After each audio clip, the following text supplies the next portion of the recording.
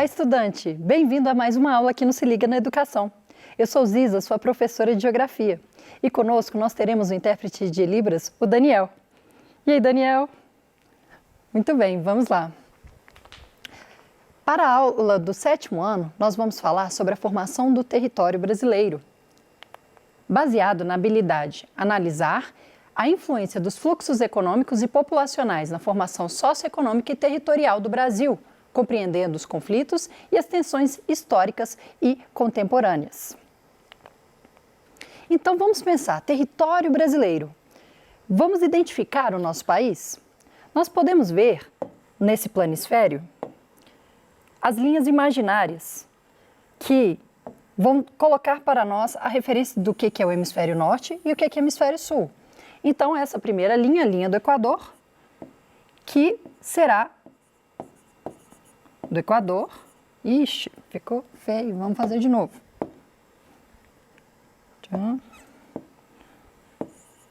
Vamos lá. Na linha do Equador, que nós vamos separar o hemisfério norte do hemisfério sul. Então, essa porção toda aqui é o hemisfério norte e aqui é o hemisfério sul. Lembra dos pontos cardeais? Então, a maior parte do Brasil corresponde ao hemisfério sul e só 7% corresponde ao hemisfério norte. Além disso, nós também temos o meridiano de Greenwich, que vai separar hemisfério leste do hemisfério oeste. Como podemos ver no mapa, a gente pode ver que o Brasil está completamente no hemisfério oeste. Uma outra forma da gente mencionar o ponto, a direção oeste é que nós estamos no hemisfério ocidental. Beleza? E o outro vai ser o oriental. Outra característica de linha imaginária é que nós temos um trópico, que é uma outra linha imaginária que acompanha a linha do Equador e que vai delimitar a zona climática intertropical. A linha do Equador é a zona mais quente do nosso planeta e onde nós temos as zonas intertropicais, nós temos temperaturas tropicais. Para além do trópico de Capricórnio, que é o trópico que nós temos ao sul, trópico de Capricórnio. Nós temos a zona temperada. Então, parte dessa região subtropical, nós vamos ter climas menos quentes do que com relação à zona tropical. Então, outra característica que chama atenção também é que o Brasil é banhado pelo Oceano Atlântico a leste e norte. Então, a porção leste e norte, nós temos o Oceano Atlântico. E o Brasil também vai fazer parte desse continente todo aqui, que é o continente americano. E essa porção aqui, a partir da Colômbia, é a América do Sul, certo? A outra porção da América do Sul é banhada pelo Oceano Pacífico, que não banha o nosso país. Localizado na América do Sul, encontra-se no hemisfério oeste do planeta em relação ao meridiano de Greenwich, aquele que dividimos a Terra em leste e oeste. É atravessado pela linha do Equador, apenas 7% das suas terras estão no hemisfério norte e 92% do seu território encontra-se na zona intertropical, né? E com relação aos limites do Brasil, nós destacamos desde a Guiana Francesa, Suriname, Guiana, Venezuela, Colômbia, Peru, Bolívia, Paraguai, Argentina e Uruguai. Olha que tanto de país que faz fronteira com o nosso país. Com exceção apenas do Equador e do Chile, que nós não temos limite de territórios com o Chile e o Equador. E uma questão sobre o Brasil também é sua grande extensão territorial. É um país que a gente pode chamar de extensão continental. Dentre os países da América Latina, nós somos o país mais extenso. E no mundo, nós somos o 5º maior país do mundo, né?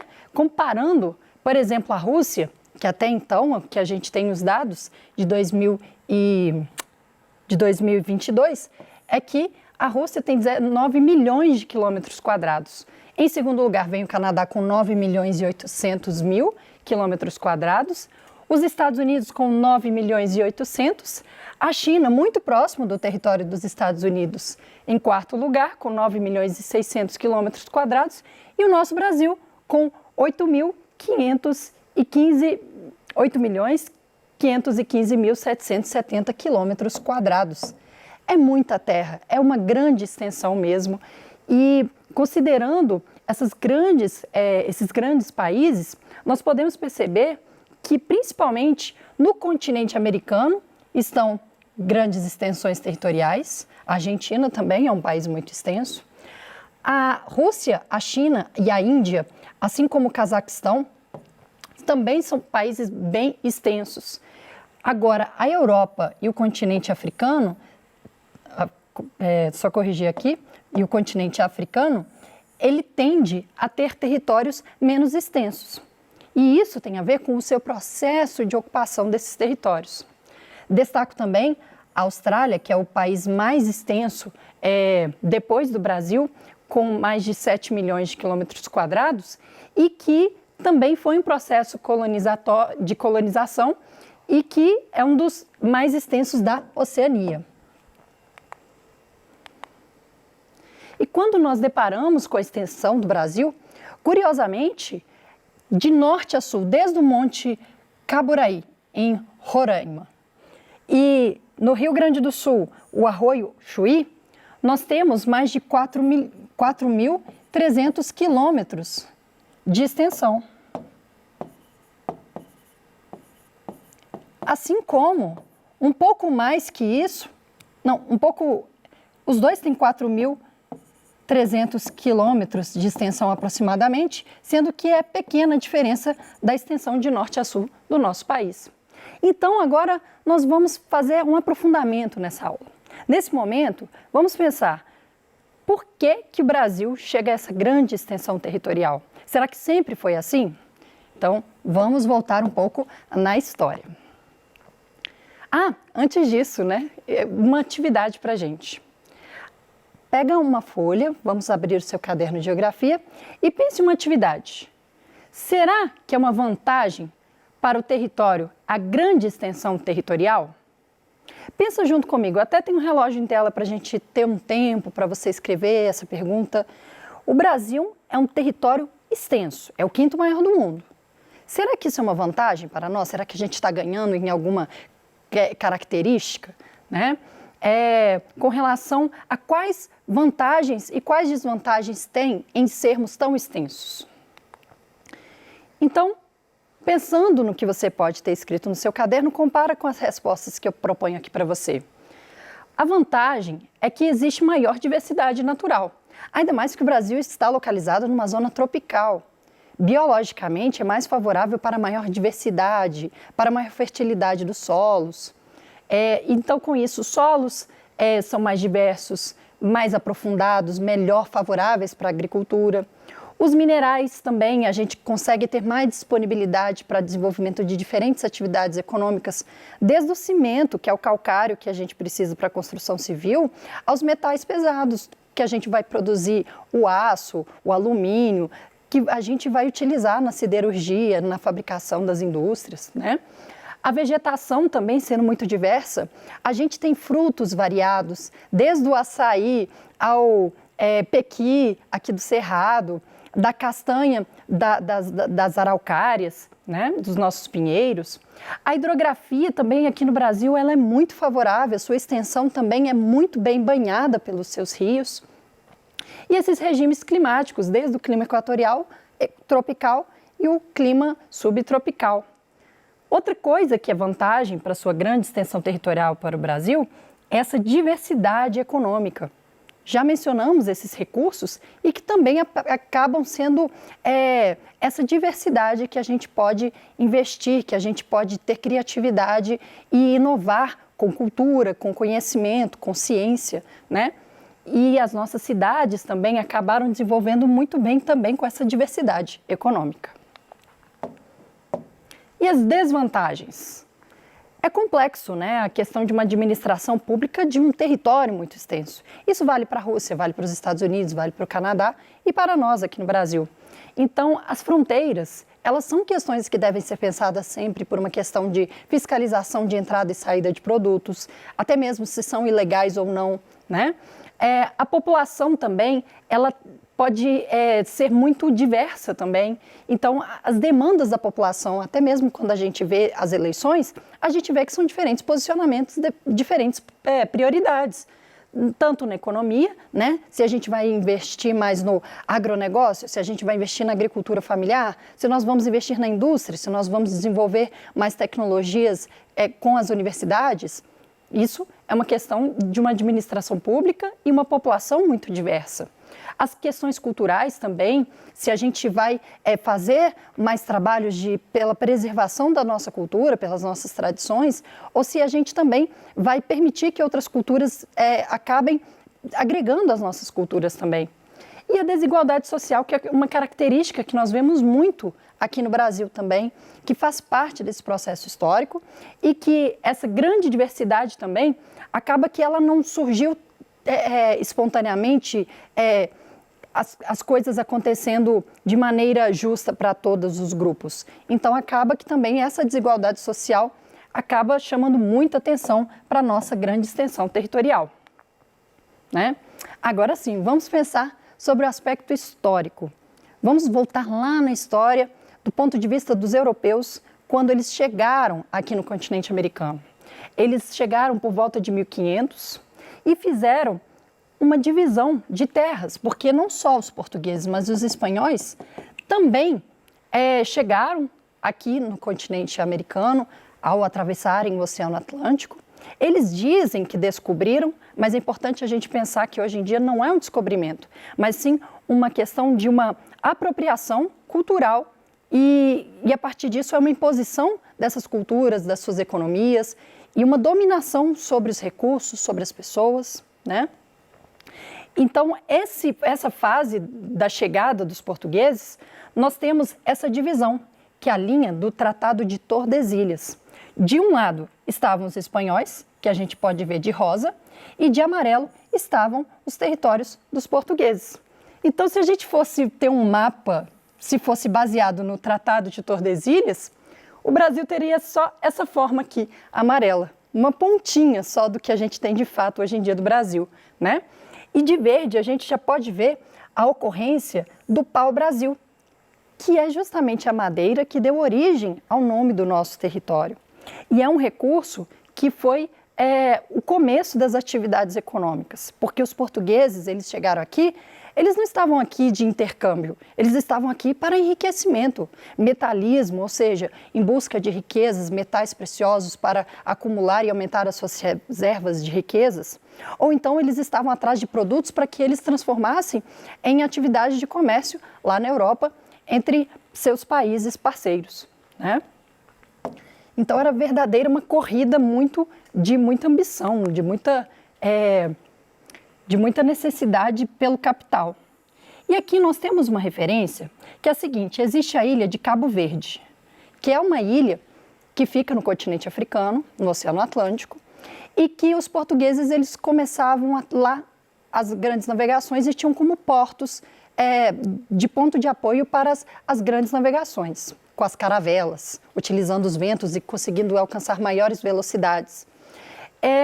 E com a descoberta das Américas, os espanhóis eles estavam tentando combinar com o território português e espanhol, precisavam chegar num consenso, chegar num acordo.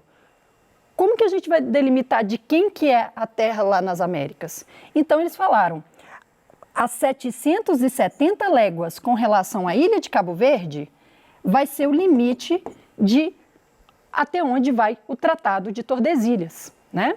E o que estiver a oeste da linha do Tratado de Tordesilhas, após essas 770 léguas, que seria o território espanhol.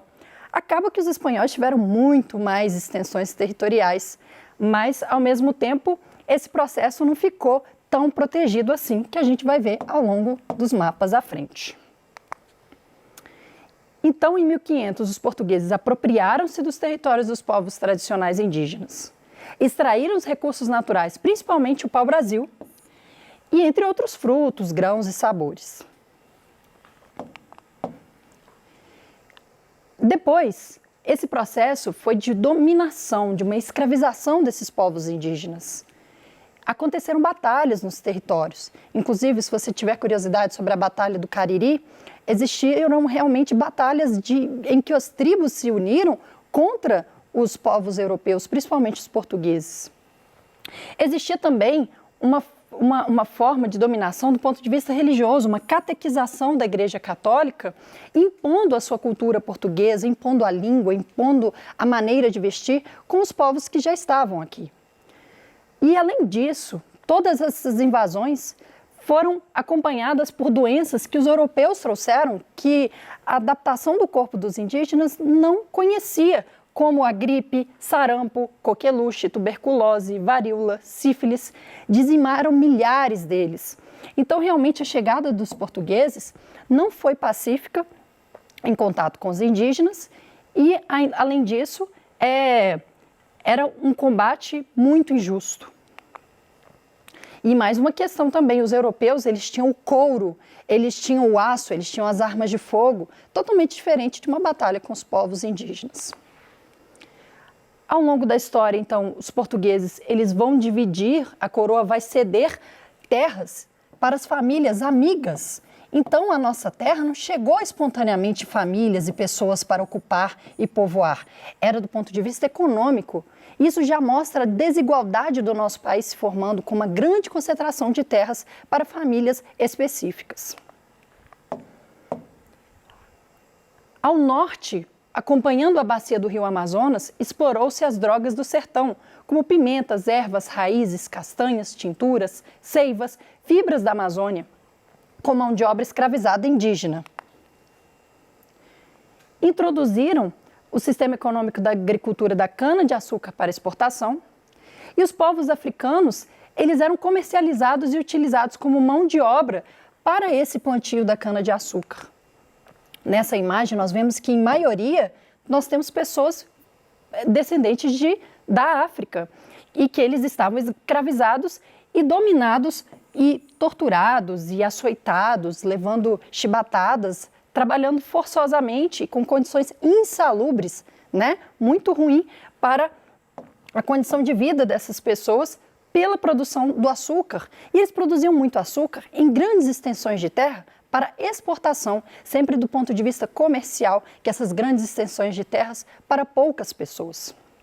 Enquanto outras pessoas eram exploradas, chegavam ali de maneira forçada e que não podiam criar vínculo e povoar de fato esse território.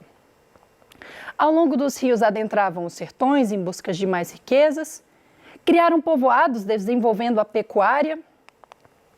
Então, desde o pau-brasil, a cana-de-açúcar, a pecuária ao longo dos rios, as drogas do sertão, mais pecuária.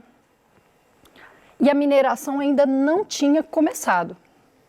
Então, no final do século XVII, aconteceu a crise da cana-de-açúcar e só em 1695 descobriu-se ouro e diamante em Minas Gerais. E com isso um grande povoamento, não só de portugueses, mas ingleses, holandeses, que chegaram aqui para também atrás dessa corrida do ouro. Principalmente agora puxando a ocupação para a região centro-sul, que antes ficava apenas no nosso litoral e principalmente no Nordeste. As drogas do sertão avançaram e principalmente a pecuária e a mineração vão avançar no nosso território. E além disso, os tratados eles tiveram que ser feitos em manutenção. Então, a partir disso, a gente pensar, existiam tratados, mas a realidade não era o que estava no papel, mas sim as pessoas correndo atrás das suas atividades econômicas contra o tempo. E no final do século XVIII, com a crise do ouro, outras alternativas foram introduzidas, tais como o algodão, cacau e o tabaco. E, finalmente, no século XIX, ou seja, 1850 aproximadamente, nós temos o ciclo do café, que é uma cultura que ela foi tão intensiva quanto a cana-de-açúcar. E com a descoberta, com a criação dos automóveis, com a Revolução Industrial, nós vamos ter o ciclo da borracha lá na região norte, onde acontecia a disputa das drogas do sertão, a borracha vai reinar sobre a região norte. E, além disso, o algodão também vai ocupar as terras onde priorizava-se a cana-de-açúcar.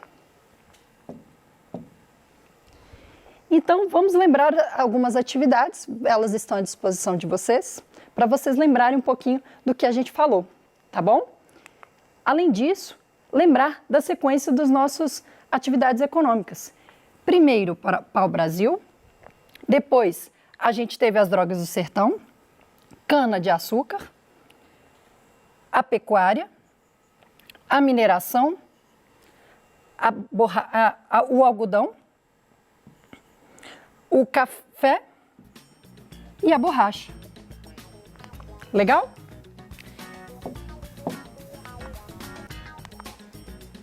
Eu agradeço a sua companhia e até a próxima aula. Tchau, tchau!